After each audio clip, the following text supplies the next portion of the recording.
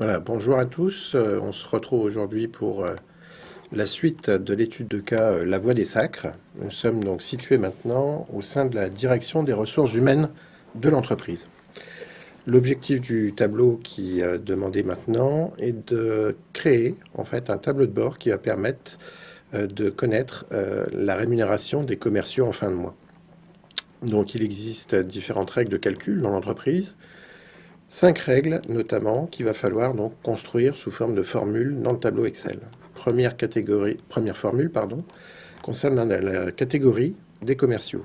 On vous dit, si le vendeur perçoit un salaire de base inférieur à 1350 euros, dans ce cas-là, il est considéré comme junior. Sinon, il est considéré comme senior. La prime d'ancienneté ensuite. Si le commercial est entré dans l'entreprise depuis plus de 3 ans à la date d'aujourd'hui, il recevra une prime d'ancienneté qui sera égale à 3% de son salaire de base. La commission, le salaire brut complet et enfin les charges patronales. Il va falloir donc modéliser tout cela dans le tableau Excel qui est distribué ici. Première formule à monter, il s'agit de la catégorie. D'après la règle de calcul qui nous est donnée, il faut donc créer un test logique à l'aide d'un si dans Excel. Si le vendeur perçoit un salaire de base inférieur à 1350 euros, eh bien déjà avec ça, je peux faire des choses en Excel. Allons-y. Donc je commence ma formule, comme d'habitude, par le symbole égal.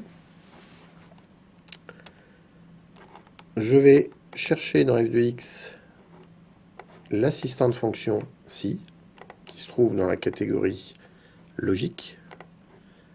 Pour info, regardez les autres fonctions disponibles dans Excel en catégorie logique. Peut-être que d'autres vont servir par la suite. J'ouvre le si. Un si est toujours constitué de la même façon dans Excel. 3 paramètres à rentrer. Premier paramètre, c'est ce qu'on appelle le test logique. Je vais mettre ici tout ce que je dois tester dans mon tableau. Deuxième paramètre à remplir, ça sera la valeur si vrai, qui correspond au mot alors en français, et la valeur si faux, qui correspondrait au mot sinon. On a toujours dans l'assistant de fonction la notice de comment utiliser la fonction, et puis le résultat en temps réel ici. Le test logique, donc ici, je dois tester si le salaire du commercial est inférieur à 1350 euros. Attention, il est important de préciser qu'on ne spécifie jamais les unités dans un assistant de fonction d'Excel. Pourtant, regardez bien, au bout de la ligne, on a le message faux. Ce qui ne veut pas dire que l'écriture de la formule est fausse. C'est juste que, regardez sur la première ligne, déjà, le test est en fait réalisé par Excel et il nous dit qu'il va se brancher sur la valeur si faux. En effet, 1399, c'est déjà au-dessus de 1350, donc on va appliquer la valeur si faux. Donc si c'est vrai tout simplement, qu'est-ce que je vais dire? Je vais dire que le commercial est junior. Donc j'inscris junior tout simplement au clavier. Automatiquement Excel reconnaît du texte et le met tout seul entre guillemets. Si c'est faux, il va être tout simplement senior. La formule est maintenant terminée. Je peux valider par OK ma formule pour la première ligne. Pour les autres commerciaux, tout simplement, je vais recopier ma formule vers le bas pour l'appliquer à tout le monde. On obtient donc ceci. On constate effectivement que ça fonctionne, puisque certains sont juniors, certains sont seniors, en fonction de leur salaire de base. Maintenant, il va falloir calculer la formule de la prime d'ancienneté. La formule de la prime d'ancienneté, suivant la règle de calcul qui est donnée. On vous dit, si le commercial est entré dans l'entreprise depuis plus de 3 ans à la date d'aujourd'hui, eh bien dans ce cas-là, il va recevoir une prime d'ancienneté qui sera égale à 3% de son salaire de base. Donc il va falloir déterminer quelle date prendre dans cette règle de calcul. On va avoir besoin en fait de 2 dates. La date du jour, qu'il va falloir récupérer automatiquement par Excel, et puis la date d'embauche dans l'entreprise. Et la date d'embauche, on l'a déjà dans le tableau ici. Pour info, donc pour récupérer la date du jour dans Excel, on va utiliser une fonction qui s'appelle aujourd'hui. Je vais le mettre pour l'instant à part dans une cellule ici. Égal, puisqu'il s'agit d'une fonction. Je vais la chercher dans f de x, dans la catégorie date et heure. Dans la catégorie date et heure, je vais trouver en deuxième position aujourd'hui. Attention, dans Excel, aujourd'hui s'écrit de cette façon. pas d'apostrophe, tout est attaché, parenthèse ouverte et fermée pour dire que c'est une fonction. Particularité de la fonction aujourd'hui que l'on voit en ce moment dans Excel, cette fonction ne possède pas d'argument. Aucun paramètre à rentrer pour cette fonction, on peut l'utiliser directement tel quel. Ça veut dire que les parenthèses d'aujourd'hui sont toujours vides ici. Il n'y aura jamais rien dedans. Et puis, autre information importante, le résultat qu'on va obtenir est volatile, ça veut dire qu'il va s'actualiser tout seul. C'est exactement ce qu'il nous faut. Et ça renvoie la date du jour au format de date. Format de date dans Excel, c'est comme ici, 2 chiffres pour le jour, 2 chiffres pour le mois, 2 chiffres pour l'année, séparés par des slash. Je valide par OK. J'obtiens donc le 15 janvier 2019 automatiquement. Effectivement, nous sommes bien le 15 janvier 2019. Donc c'est la date système de l'ordinateur qui est récupérée. Maintenant, regardez, je vais tout simplement changer le format de cette cellule. Bouton droit sur cette cellule, format de cellule. La petite fenêtre va bientôt s'afficher. Et dans les formats de cellules, je vais mettre en catégorie standard. Regardez ce qu'on obtient.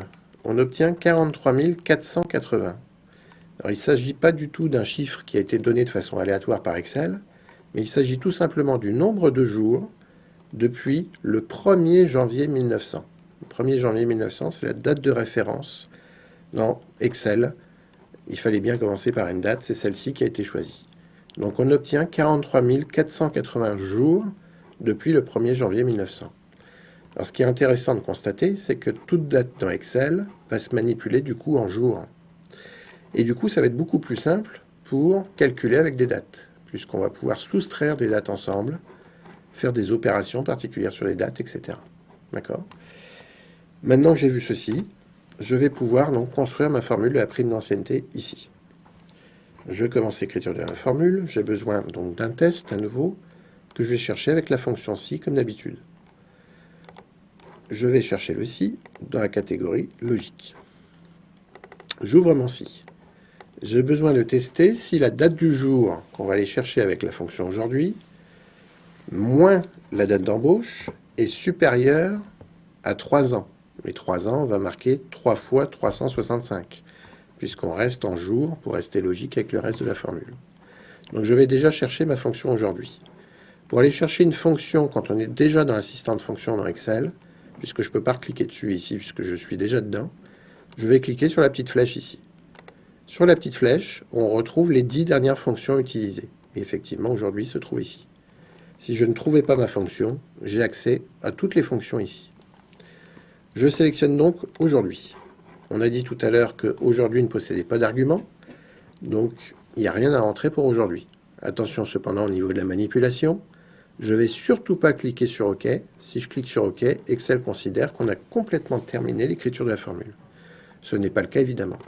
Pour insérer une fonction dans une fonction, regardez tout simplement la manipulation.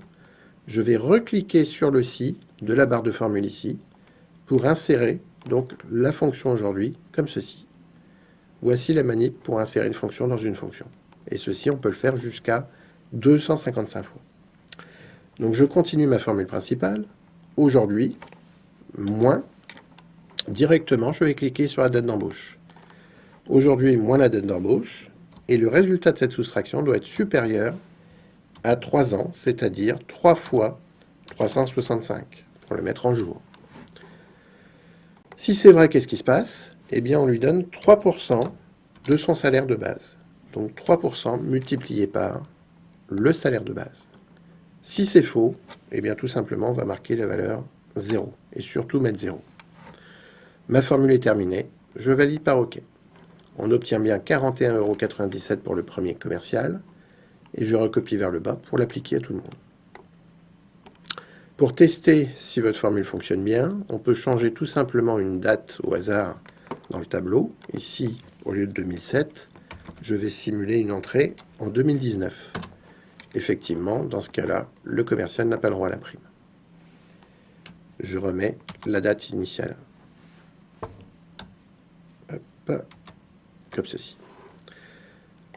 Passons à la colonne suivante, la colonne de la commission maintenant. Regardons la règle qui est donnée. On vous dit pour la commission qu'elle représente 1,5% du chiffre d'affaires réalisé par le commercial jusqu'à 50 000 € et 4% au-delà. Donc là, ce qu'il faut bien comprendre, c'est qu'il y a une notion de seuil. Jusqu'à 50 000, il va se passer quelque chose, et au-dessus de 50 000, il va se passer autre chose. Donc j'ai encore besoin d'un test, même si on ne voit pas un si dans la règle ici, il y a encore un test logique à faire. Donc je vais dans Excel, j'écris mon test logique. Maintenant que vous connaissez la petite flèche, on peut l'utiliser directement. Si, donc si le chiffre d'affaires du commercial est inférieur à 50 000, ça c'est mon test principal. J'aurais pu le faire dans l'autre sens, à condition évidemment d'inverser la valeur si vrai, valeur si faux. Si c'est vrai, qu'est-ce qui se passe? Eh bien tout simplement, on va lui donner 1,5% du chiffre d'affaires. 1,5% de H7. Si c'est faux, c'est là que c'est un petit peu plus compliqué au niveau de la compréhension. Puisqu'il y a une notion de seuil de 50 000, je vais d'abord lui donner 1,5% jusqu'à 50 000, plus 4% uniquement de tout ce qu'il y a au-dessus de 50 000. Donc je commence l'écriture. 1,5% de 50 000, multiplié par 50 000, plus 4% uniquement, donc multiplié par, parenthèse ouverte. Et comment est-ce que je vais faire cette opération de savoir ce que j'ai au-dessus de 50 000? Eh bien, je vais prendre le chiffre d'affaires qu'on va soustraire à 50 000. C'est bien le résultat de la soustraction uniquement qui va être multiplié par 4%. Voici donc la règle de la commission. Je valide. On trouve 5 970,80 € pour le premier. Je recopie vers le bas. Pour obtenir ceci. Règle suivante, le salaire brut complet maintenant. On vous dit, si la commission est supérieure à 4 500 € et, donc deuxième test à faire, simultané, que le salaire brut de base est inférieur ou égal à 1400. Dans ce cas-là, le salaire brut sera majoré d'une prime de résultat de 250 €. Allons voir maintenant dans Excel. On va construire donc nos deux tests, puisqu'on a besoin de deux tests simultanés. On aura besoin d'un si principal, mais on va avoir également besoin d'un et, la fonction et, qui va vous permettre de faire deux tests simultanés. Allons-y. Je commence par ouvrir mon si. Un si général qui va me permettre d'avoir le test logique et valeur si vrai, valeur si faux. J'ai besoin de faire deux tests. Donc deux tests, je vais chercher maintenant la fonction et. Fonction et qu'on va trouver dans la catégorie logique qu'on a évoquée tout à l'heure. J'ouvre le et. Premier test à réaliser sur valeur logique 1. On vous dit si la commission est supérieure à 4500. Donc je vais cliquer sur la commission supérieure à 4500. Deuxième test qu'on va faire sur valeur logique 2. Le salaire brut de base inférieur ou égal à 1400. Salaire brut de base, ici, inférieur ou égal, voici comment on fait inférieur ou égal dans Excel, à 1400. Mes deux tests sont terminés, je clique surtout pas sur OK comme tout à l'heure, mais je vais comme tout à l'heure retourner sur le si de la barre de formule pour recliquer dessus, ce qui me permet d'intégrer le et dans le si. Et là je continue, si c'est vrai, qu'est-ce qu'on fait? Eh bien, puisqu'on veut calculer le salaire complet dans la colonne, il va falloir effectivement lui donner 250 € de prime de résultat, plus son salaire de base, plus également, à ne pas oublier, la prime d'ancienneté qu'on a calculée précédemment, plus sa commission, ce qui va constituer son salaire complet. Si c'est faux, la seule différence, c'est qu'il n'aura pas les 250 € de prime de résultat. Donc il aura le droit à son salaire à nouveau, plus la prime d'ancienneté, plus la commission. Voici donc la formule pour le salaire brut complet. Je valide et je recopie vers le bas. On obtient ceci. Il reste donc maintenant dans le tableau à calculer la dernière colonne, toute simple, puisque là on vous dit simplement que les charges patronales représentent 55% du salaire complet. Donc ici, pas de formule compliquée, il suffit simplement de faire la formule suivante, 55% multiplié par le salaire complet, auquel j'ajoute à nouveau le salaire complet. Si je fais que 55% du salaire complet, j'aurai que les charges patronales. Moi, je veux le salaire brut plus les charges. Je valide et on recopie vers le bas pour les autres. Voici donc la première partie du tableau. Maintenant, tout simplement, on veut calculer les totaux de toutes les colonnes. Pour faire ceci, rapidement, voici une technique qui est extrêmement rapide. Je sélectionne d'ici à ici la dernière ligne vide qui doit accueillir le résultat. Et tout simplement, regardez, je vais aller cliquer sur somme automatique ici. L'opération est terminée, j'ai bien la somme de toutes mes colonnes, instantanément. C'est ce qui est le plus rapide. Attention tout de même à bien vérifier que c'est bien la sélection que vous souhaitez. F7, F15, pas de souci, puisque F15, il n'y a rien dedans. Maintenant, on veut la moyenne de toutes les colonnes. Pour faire la fonction moyenne, tout simplement, on va retourner dans f de x. Égale f de x. La fonction moyenne qu'on va trouver dans statistiques, je vais chercher ma fonction moyenne. Alors évidemment, si vous connaissez déjà la fonction moyenne, vous pouvez l'écrire directement, sans aller passer par f de x. J'ouvre ma fonction moyenne. Je veux la moyenne d'ici à ici. Attention donc à ne pas prendre la ligne totale, c'est-à-dire de F7 à F13. Je valide par OK, j'obtiens bien la moyenne de cette colonne. Maintenant, pour avoir la moyenne de toutes les autres colonnes, il me suffit de recopier cette formule vers la droite. Voici donc la fin de la première partie du tableau. On se retrouve juste après pour la suite.